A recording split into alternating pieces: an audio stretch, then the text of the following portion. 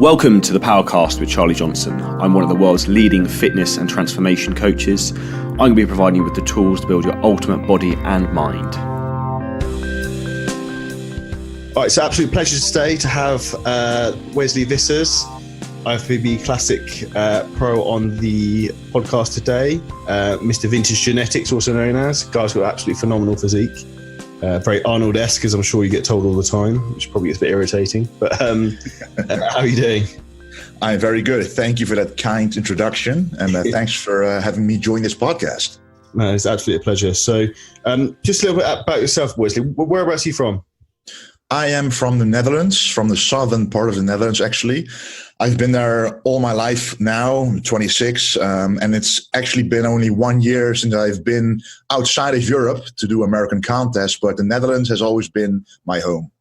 Well, where was your first overseas show? My first overseas show was actually there was a Chicago Pro last year. Was that very different traveling to the US? Yeah, it was. I did travel like a month or two before that overseas to Bonaire, one of the Dutch Antilles. So I already knew how a long flight was like because I never flew for that long either. So, but traveling that far while being deep into your contest diet is definitely something different from what I was used to, because the furthest flight I had up till then was like 2 hours to London. So that's a big difference for sure. Cool, 100%. Now, to give a bit of background about yourself, obviously, do you own your own gym now as well? Yeah, actually, I met my girlfriend at the gym that I work out at right now, and she is the official owner. Okay. But basically, we both invest in the gym, and it's basically our gym now. It's 100% Fit Gym is the name. And, before I joined, there wasn't really any bodybuilding machines. But since I've been there, half of the gym is pretty much filled up with only bodybuilding tools and machines. So I can actually do all the workouts and exercises that I want to do. So it's got everything you need to build a world-class physique there then? Yeah, that's true. And especially at the beginning, it was like getting used to, because there were only barbells and dumbbells. But I was like, hey, this is how Arnold used to train. So why not give it a shot for a few months just with only free weights? And I actually did that. But up until a point where in a contest prep, you kind of want to just stack the weights instead of just always having to use those plates, because everything gets really tiring. So that's when I started to purchase more machines so you can actually do a more varied workout. No, sounds like good. Sounds like a good plan. Whereabouts in Holland is that based? It's in Best, close to Eindhoven. Okay. It's not only a short plane journey from the UK. So it's not far. So I know where you guys are. So okay. I have to say Holland and the Dutch are some of the nicest, the most well-educated people I've ever met. So thank you. Appreciate that. Very, very nice. So in regards to yourself, how did you first get into competing, bodybuilding? When did the journey begin? Well, the journey actually really began when I was 14, when I actually started bodybuilding myself.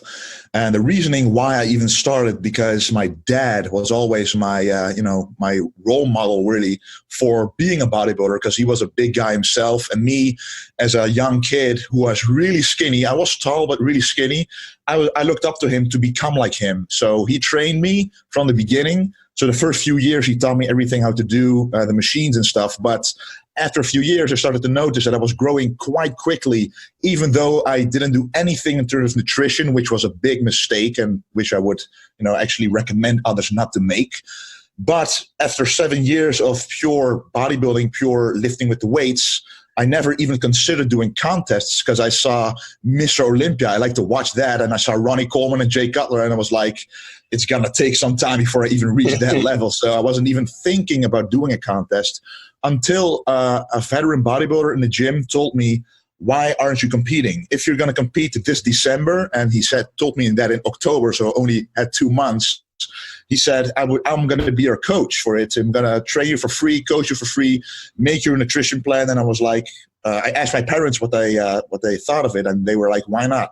Why not give it a try? Because I never viewed myself as someone who looked better than someone else. But that guy, a veteran bodybuilder, told me that I had a really good shot at winning. So then I found out that there were amateur competitions in the Netherlands. And that was called the Flex Cup in 2013. I was 20 years old at the time. And he told me, And I actually watched the poster of that contest, which was put up in the gym. And I saw the competitors of last year, and I was like, oh, so those guys also compete. So then I went and joined that competition. And the first competition I won it as a junior. So that immediately told me, like, oh, maybe I do have some talent for this. And that motivated me to keep doing those contests. Oh, perfect. Was there a pivotal moment to you which really helped in terms of gaining the sheer mass to start competing? Do you think you responded quite quickly in terms of maybe just genetically, or? Yeah. That's partly why I'm also being called vintage genetics. That's why I even have that name, because I blame my father a lot, not only for training me, but also giving the genetics to me for even being able to put on this muscle. Because the first few years, as I mentioned, my nutrition was really poor.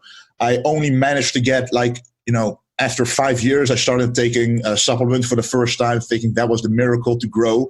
But nothing really changed. But the protein amount was never high enough for me to grow to the max. But still, I had quite a lot of muscle mass for my age.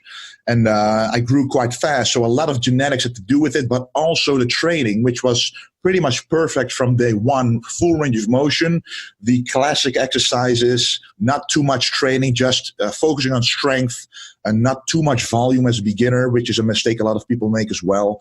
Just really focusing and enjoying the workouts, which is still my passion to do. Just working out is a lot of fun for me. And that just was so much fun and so stress relieving that made me grow on its own. And then when nutrition was a part of the diet, then everything blew up even more. So nutrition is very important for me. So obviously we'll touch on sort of nutrition. Something that's fascinated me with yourself is that you're pescatarians. You only really eat fish. That's true. Yeah. I've only been. How long has that been the case? Well, ever since 2014. Actually, my mom was diagnosed with multiple sclerosis, and that is like a chronic inflammation of the brain, of the nerves, actually the nervous system. And when that happens, that means that your body is basically inflamed. And I found out that animal products, of course, bodybuilders sometimes want that. They want to cause inflammation in their body to grow. But a lot of animal products cause inflammation in the body, and they cause overall inflammation. So my mom and me both also at the same time just wanted to try out a plant-based diet because we didn't really feel it was fair for the animals as well. So that played a part as well. So both of us started to do a vegan diet actually for 6 months to see what changes could be made to our health. And after 6 months, the multiple sclerosis, which is actually a progressive disease, didn't progress, which is very rare. So when she went back to the hospital to take pictures of her brain, usually the spots on the brain tell you how much the disease has progressed, but they actually lessened over time without medication, purely because of nutrition. And that really motivated me and told me, okay, you don't have to rely solely on animal foods to build muscle, to be healthy, because I do believe that if you want to build muscle as much as possible, health plays a big role as well. And so once I started to do a contest again, so this was in the off season, just to test if I could still build muscle being plant-based. But when I was going to do a contest, you have to lose some fat. And it's very difficult to lose fat using the proteins from a plant-based diet because you cannot really eat proteins without added fat or carbohydrates added to them. That's the difficulty, isn't it? You can't have it as a protein-only meal. Doesn't really exist. Yeah, that doesn't exist. So I had to use something again, and I thought, well, fish digests easily. White fish, I always loved the taste of it, especially salmon and stuff, and tuna as well. So I just started to implement that into my diet, and ever since then, I never missed any other animal product. Like I never missed the taste of meat anymore, or the fish is really the only thing that really needed for me to make my diet work for the contest, to really still build muscle and lose weight and be able to eat those, very dry meals, so to say, without the fats, without the carbohydrates, just pure white fish with some vegetables when you have a low carb day, for example. So that is really the only thing I implemented back into my diet. And to this day, I still haven't eaten any meat at all. That's fascinating. Could you give us a run through of what your typical day would look like out of interest? Because like, I'd be curious to see how you structure a day with purely fish meals, because obviously you're eating 6 times a day, for example. Yeah. I presume you have quite a lot of doubling up of white fish, I would guess. Yeah, that's true. So the first meal is actually the only meal that doesn't have any fish in it. It's actually an oatmeal with some whey isolate protein. So that is the only real protein source that isn't fish. That's just the big breakfast for me. Do you have that on your rest days as well, or would you ever have eggs or anything like that? I do have eggs from time to time, not every day, usually at the end of the day, actually. But when I do have a contest diet, when I'm a low-carb day, I do replace the oats in the morning with an omelet with only vegetables. But usually 9 out of 10 times it's going to be oatmeal in the off-season when the carbs are higher. And then the rest of the meals, like 4 out of the 6 meals, will be white fish. And I purchase my fish fresh, which makes a big difference in taste, in preparation, in knowing how much the fish weighs. Because if you buy it frozen, usually there's water added. So if you buy it fresh, it is a little bit more expensive. But if you know the right sources, you can buy a very healthy, good tasting fish. And that's not that much more expensive than the frozen fish, pound for pound. What's your favorite white fish? What would you tend to go towards? Well, I like codfish a lot, but nowadays I eat a lot of Victoria perch. I don't know if people know about that, but that happens to be one of the fishes that is the cheapest at my, well, it's not a grocery store. It's like a big Whole Foods section that has fresh fish, but it's cheaper than actually getting fresh fish for the market, for example. So that's actually a store for like people with restaurants and people with big businesses who usually have to go buy big quantities. So the price is actually lower than regular supermarkets. But the Victoria perch is actually a very high protein fish that I eat 300 grams of every single meal for the 4 meals, which gives me about 60 grams of protein a meal. And but that's a fish never really gets boring. But codfish is also one, pollock fish is one, and also just tuna fish is also a fish that I like. And there's a lot of more of those white fishes that I like to vary with. But I never really get bored of the fish taste because I use spices, I use soy sauce, use different techniques of marination. So it really changes. Every single meal is very different from the last. Even though the ingredients might look the same, the way I prepare the meals, that makes a difference in taste. What's your favorite meal then? If you could eat anything you wanted, sod the diet, what would you have? You mean like a cheat meal or still a cheat meal? Don't say white fish. No.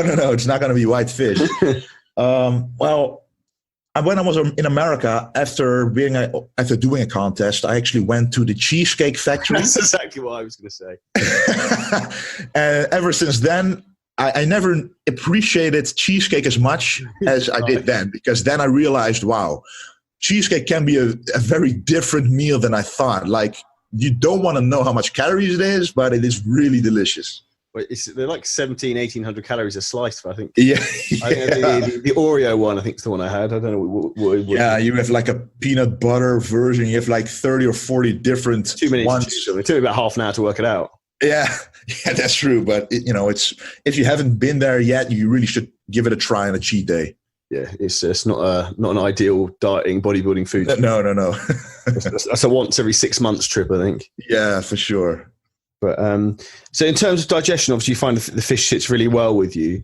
Is there anything other supplements you take alongside that to aid with the uptake of nutrients? Or a lot of people, they think a multivitamin is unnecessary in the diet, but they don't realize that in a multivitamin, there are vitamins and minerals which are part of enzymes that you need for metabolism. So that's why I always say when you're a bodybuilder and you're eating a lot of food, you're basically using up a lot of those enzymes, those vitamins and minerals automatically because you need to process all that food. So what I like to do is take 3 multivitamins of regular dosage, so not an extreme dose, just 3 multivitamins in the morning, the afternoon, and before bed. So it's divided throughout the day. So I have a steady influx of those vitamins and minerals to help digestion.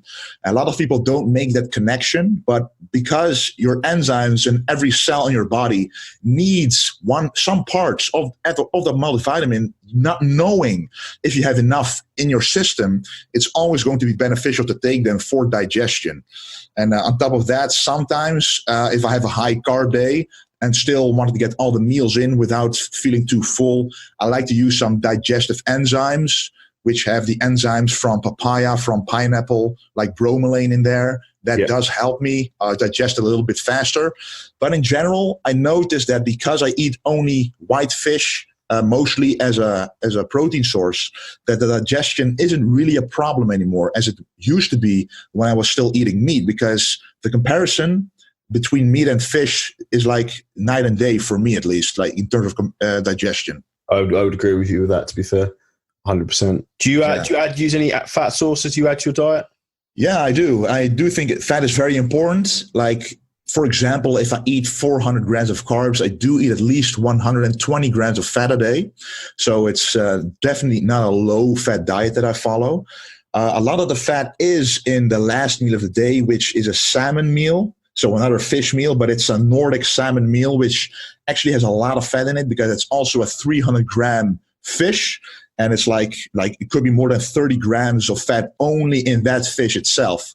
But it's healthy fats. I only add healthy fats like avocado, almonds, and even during the oatmeal, I add some pure chocolate, some dark chocolate, which has a lot of nutrients in it as well. So that's also a part of the fat source that I use, and the olive oils, the coconut oils throughout the day as well. 100%. And with your current phase at the moment, are you looking to try and add more muscle mass on for competing again next year, or what's your plans for the moment?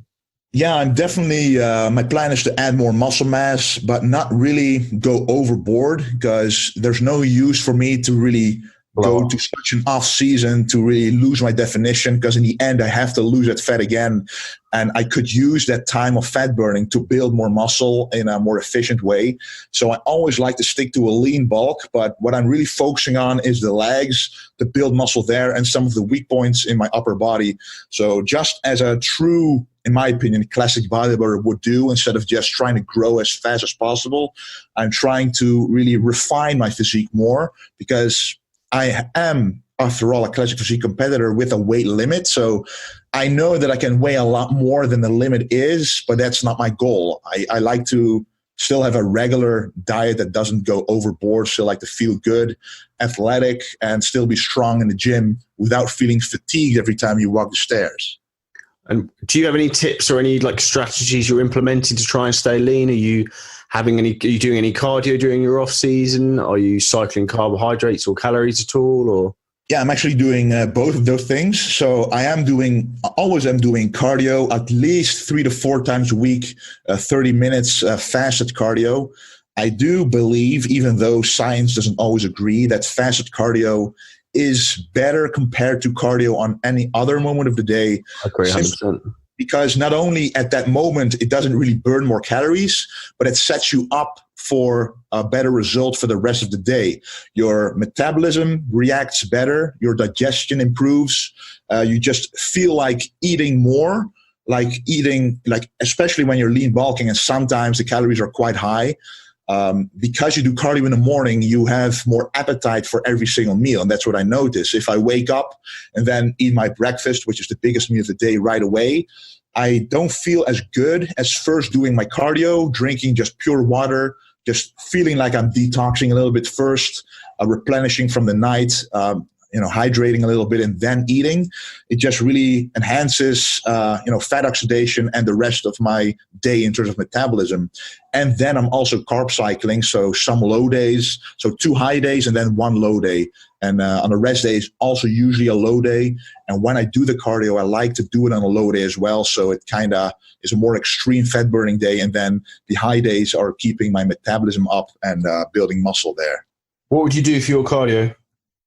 The actual cardio that I do is either I just walk outside, sometimes just with my girlfriend, just with the dog, just, 2 flies at 1 stone, just half an hour or 40 minutes, or just a resistant bike, which I actually have at home in the living room, or when we're going to the gym in the morning, I just take my breakfast with me and then do the air bike there, actually, which is one of my favorite, cycling machines, cardio machines there is.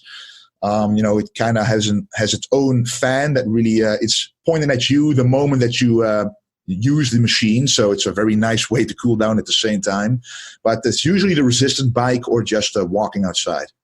And do you ever get to the point where, say, we are looking to grow, you feel like you're getting a bit soft, you rein it in a little bit, and maybe we'll do like a little tidy up phase or anything like that to try and prolong the growth phase? Yeah, that's true. When I do, find myself getting a little too soft, I don't try to act right away in terms of calories or anything. But first, I try to determine, is this only water weight that I'm seeing? Is this just temporary water under the skin because of different weather conditions? Did I drink enough? Did I have a bad sleep? Was my salt intake the same? But if I know that everything was the same and consistent, that I'm slowly getting softer, then I do implement a few more lower days to make sure that my shape stays intact, keeping the protein nice and high. And once my shape is, back to where I want it to be, then I start the higher carb days again, making sure that overall my body weight does go up a little bit every time. Cool. And just keeps everything in range within reason. Then would you just go more on how you feel and how you look? Are you coaching yourself well, Wesley? I do actually have a coach, but he's my contest coach. In the off season, I do my own diet.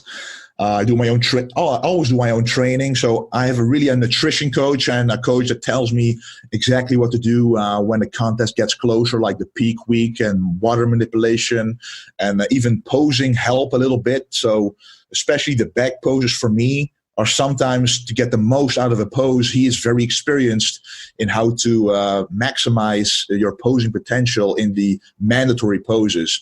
And since he's also a fan of classic bodybuilding, we really have a nice collaboration together. I don't really see, we don't see each other as student and tutor, but more as on the same level, just like a collaboration. Like a team effort. Yeah, exactly, yeah. Perfect. And how do you run your training at the moment? What's a traditional training week look like for you? I don't really have set workout days anymore. I used to always train legs on Monday, for example, and chest on Tuesday. But right now, I first do chest alone, so no chest and triceps anymore. Then I do my legs, which is a very important part. And when I do legs, I always start out with the hamstrings because that's my biggest weak point. So first chest, then the legs with hamstring, dominant exercises in there. Then I do the pure tricep exercises. So a pure tricep day that's the biggest weak point of my upper body. And then a pure back day, which is a more higher volume and very heavy back day. And then I start the cycle all over again. And whenever I feel I need a rest day, I take it. So I don't have set rest days, but I go instinctive. Instinctive, exactly. How many days would you say on average you go without having a rest? 5, 6? Yes. Yeah. Usually I do have one rest day a week, but the day on which I have a rest day really depends on how I feel and what I did that week. And do you normally train solo, Wesley, or do you have a training partner, train with a girlfriend? Well, I usually train solo 9 out of the 10 times. I used to always train with my dad or my brother, but since I moved to Eindhoven, because the gym is here and I moved in with my girlfriend, my parents live around 45 minutes drive away. So it's kind of difficult to always train together, but we do train together at least, we try to at least one time a week, usually either back or legs where we really need a spotter for. And but I used to train with my girlfriend as well, but she is kind of recovering from an injury, so that's not possible either. But I do miss, to be honest, a good workout partner, especially when you're close to a contest or when you're prepping for a contest. It's really nice to have someone to motivate you, to push you, even though that's no problem for me myself. But still, it's just a different reps, though, isn't it? Yeah, exactly. Just also someone who takes the initiative to say, maybe we should do this exercise, because now it's always me deciding what exercises to do and how intense to go, how many reps. So having someone else does really have much benefits. No, 100%. Well, if you ever need a training partner, I'll fly over from the UK and we'll go. Yeah. Yeah, so always open for anything like that. Europe's only a small place, fortunately. Yeah, that's true. So obviously I don't want to keep you too long, so we're running up to half an hour now, Wesley. So if there's one tip in terms of like your cores are very good, your overall structure, how would you say, is there anything you focus on in terms of your core work or like your abs? Do you practice vacuums a lot? Just keep it tight? I do practice a lot of vacuums. I don't train abs that often because I feel like I can control them pretty well. Yeah. My waist from the front isn't the narrowest, so it's quite wide like Arnold's was, but that's why I'm trying to create as wide lats as possible and shoulders as possible and a nice quad sweep as well to minimize the waist width, but from the side it is very narrow. So I like to hit a lot of 3/4 poses, just like Arnold used to do. I'm not trying to be like him, but I do love the way that he presented himself, the way he hit his weaknesses and showed his strengths and his posing style. And it just really suits me just because I'm also one of the only ones with his height. So we're both the same height, the same upper body dominant bodybuilders. So it's not that I try to mimic him or anything, but it's very difficult. Structurally, you're built like him, though, aren't you? You've got similar. Yeah, it's difficult to find another example that I can compare myself to in terms of posing, because a lot of the smaller classic physique guys, smaller in terms of height, they do the poses that simply won't look good on my physique. So it's hard to look at them and try to emulate their posing because it simply won't look the same.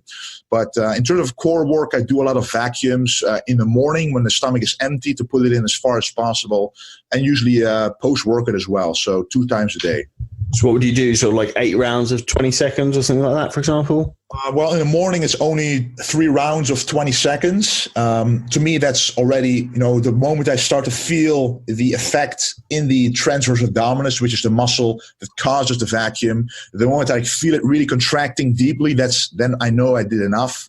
But the morning is just a warm-up, because the post-workout is actually 2 different vacuum exercises. The first one is sitting on a bench, just straight sitting with my hands on my knees and then sucking in my stomach as much as possible for 4 rounds of 20 seconds. And then actually sitting on a bench with my knees on my hands and then sucking it against gravity upwards 4 rounds of 20 seconds. And that's much more difficult because I just finished the workout and you have to empty as well. Yeah, your oxygen levels you cannot breathe during a vacuum. That's the most difficult part. So your body is really wanting to get that oxygen into the muscles because they're depleted basically. They want to recover, but you are holding your breath. So it's really going against nature, but that's exactly what happens on stage. So that's what you got to practice to mimic the situation on stage to be as good as possible at it. 100%. And what it says, practice makes perfect. So the more you gets. So 100%. Now, to finish up, if there was one tip for anyone to try and work towards building obviously not physique, maybe your level is probably unattainable for a lot of people, but to try and build their ultimate sort of their version of their own classic physique, would you have anything to leave with them as 1 or 2 leaving points? Well, first of all, for classic physique, I think that full range of motion and slow progressive overload is very important. I see that a lot of people train one workout. They do like 4 sets of 10 reps with the same weight, but I like to progressive overload in the workout itself. So I warm up first, really getting full range of motion, because getting an injury is basically the end of your classic physique career, because you need to be symmetrical, injury-free, full muscle bellies. And I do believe if you train with full range of motion from the very beginning and getting stronger that way, you will simply build a different type of muscle, different look to the muscle. If you do that year in, year out, just like I did, with a full range of motion, full tension at the start and finish.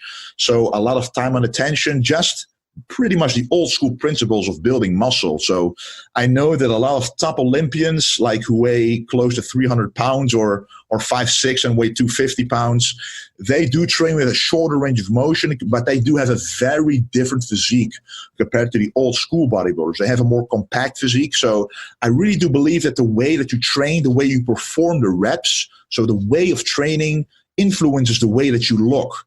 even though you may say, okay, you have these kind of muscles genetically, still you have a lot of influence on how they're going to end up looking at the end of the day. So always be objective of how you look. Make sure to train your legs from day one, which is a mistake that I made, which I'm still trying to correct. You only train your upper body for a while then? Yes, at the beginning, when I was 14 years old, the legs really weren't a part of my thought process, because I wasn't really thinking about being a bodybuilder. I just enjoyed the workouts, getting stronger at some exercise without even considering the legs. Because, of course, like a lot of people, I just thought, oh, my legs are not that bad. Until you worked out for 2 years already without really having trained legs that hard. And you got to catch up big time. Yeah, they have to catch up. So especially when you're tall, that takes a lot of time. So classic bodybuilding is being in proportion. Everything has to be symmetrical. So upper body, lower body, everything has to be perfect. And in my opinion, not doing too much volume at the beginning, really focusing on strength, full range of motion, building that base, that foundation is the most important thing you can do.